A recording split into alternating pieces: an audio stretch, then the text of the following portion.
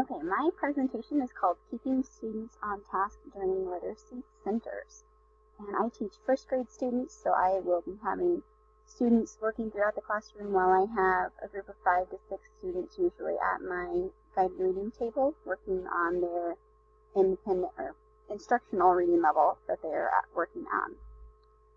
Okay, so to start out at the beginning of the year, we go over rules and expectations. We talk about like where we meet at the gathering place, what we call the carpet area. We talk just the general expectations for being in that area. And then when we first start out with our literacy centers, the first thing that I teach is what we call read to self, where they're reading independently. It's very important to model the expected behavior for students. We go over, we make anchor charts of what is expected. I model it for the students. I have students that model how to do it correctly. And then we start trying it out, and we do what we call building stamina, which means that they are going to go and they're going to try until somebody is not doing it the right way. And usually at the beginning, it's 2 minutes maybe, and it doesn't take very long for them to break that stamina. And once that happens, even one student, we pull them back together and we talk about, what was expected. We do a thumbs up or thumbs to the side. We never do a thumbs down because that means that they weren't trying at all. They can give me a thumbs up signal to show me, yes, I did my best, or a thumbs to the side of maybe there's something I can work on, and we just discuss if there's anything we need to add to our anchor charts so we can remember what we're expected to do. It's very important to really set that standard high for them because this is really what's doing that, what they call muscle memory, to get them to be doing the right thing. So it's very important to go over that and over it and over it. And I know sometimes as the teacher I'm thinking, man, I've done this, and you just have to keep going over and over and over because that's what sets the tone for the rest of the school year. Once we get past that first activity of read to self, then we move on to the next activity, usually work on writing type of thing.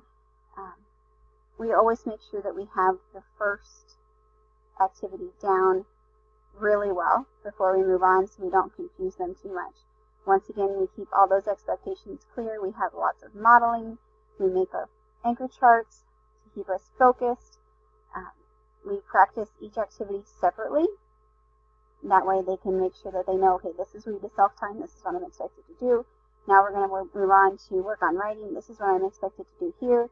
But we don't just drop off on read to self. We want to practice it every day as well. And once again, we're building stamina on each. So once we introduce that second activity, the stamina should be higher for read to self at that time. And I like to make a graph so the kids can see it. If they can visually see, this is what I'm doing, and this is how far we've come, and this is our goal for the next day. And it really helps them stay focused when they know that they're building upon what they've done each prior day. So it's very important that they understand that it's for them, that they're being successful for this amount of time. And even the students that are struggling, they're usually the ones that I pull up to model, and then you can give that positive reinforcement of, look, you're doing so great, and you can do it, and it just makes them beam. They get so excited that, I can do it. So that's a great way to help them be more motivated themselves. Okay, so once we get all of our different activities, usually I have read to self, work on writing, we do some word work, we do some listening to reading, and we do Lexia on iPads. And then we also do read to someone. So once we get some more of those choices going, those different centers, before I let the students go off on their own to make their choices, I tend to make their choices for them so they can get used to having multiple things done in the classroom. This is all happening really before we get started on our main guided reading groups. So it can help me be able to help the students be successful before I'm busy with something else. We might be doing some beginning of the year assessments at this time, but they're going to be short enough that it's not going to be a problem to be going longer than what their stamina is. Because it makes it hard whenever you have to stop a reading group as well to stop to go back over to build that stamina. Even though we will if we have to. So in the beginning, I'm going to choose which students are going to be at which station, which literacy center. So we'll have like some students doing read to self, some students doing work on writing, some students might be listening, some might be on Lexia, but I do allow them to choose their spot that they're going to be working, so they still have some independence and some choice of what they're doing. Once again, if there's a problem that comes up, if somebody's not doing their job or they're breaking stamina, we stop, we model that behavior correctly before we try to move on again. It's very important that, especially the first few weeks in school, that you go back over that and you make sure that they know exactly what is expected of them, because that will carry over till the rest of the year. Okay, after we're doing teacher choice pretty regularly, and they're being pretty successful with it, then I move on to student choice.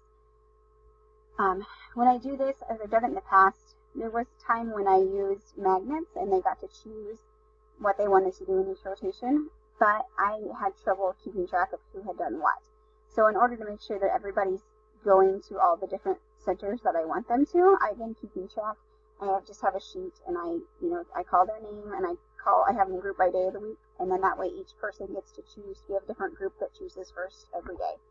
So they all tell me what they want to choose, and I make sure that they go through all of our stations before they get to do it again. So that way we're making sure that we're covering each area that they need to work on. By this time, the students are choosing. Our stamina for each type of activity should be from 15 to 20 minutes. So that way I can be able to get a guided reading group in before they really break stamina. And that way, no matter what they're doing, they can do it successfully for that amount of time. By this time, they know exactly what's expected. They have to be motivated to be successful kind of on their own, because I'm not going to be there to help them along the way. This is a time when they should be able to work independently. So those center choices that I might do, we have a lot of different centers based on exactly what the students need. I might be giving certain groups like different word work activities based on what they need. For like work on writing, we can use the assistive technology that they can do the speak to text, so that can help them if they're struggling with that area. And also the text to speech. Students can listen to a story and then be able to practice answering comprehension questions with it. And then once again, those same 5 choices that I usually have of read to self, read to someone, listening, or doing Lexia 4-5, because I only have so many iPads, so we split those up. They do that work on writing, and then they also do the word work. And that's where I have most of my options for my centers that I do.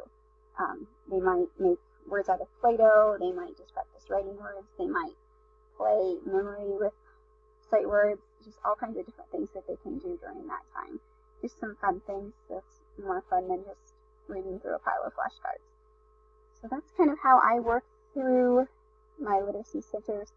Going to really be focusing on using that assistive technology this year. I think that will help with a lot of my students that were struggling.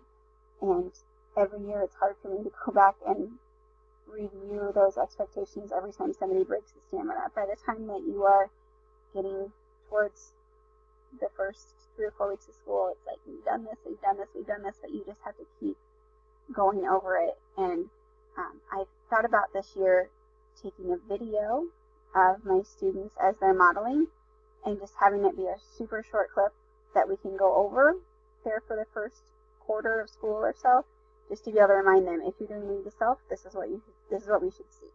If you're doing read to someone, this is what it should look like, and just have a short video of students doing that activity successfully. I've done it in the past with just pictures and flashed up pictures of what's expected throughout the day, which works really well.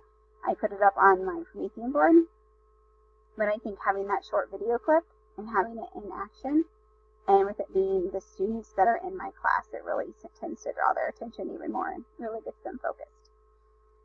Okay, and that was my presentation on keeping students motivated during center time.